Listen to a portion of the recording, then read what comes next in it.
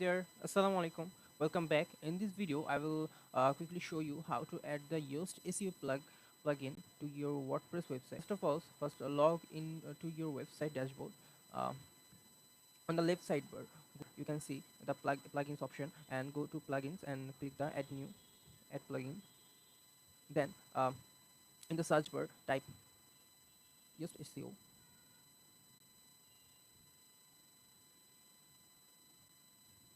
Then you can see now install the plugin and then click the active button.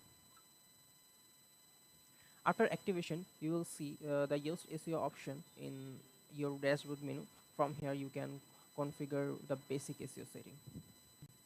And that's it. You have successfully added the Yoast SEO plugin to your website. If you found this video helpful, don't forget to like and subscribe for more tutorials. Thanks for watching.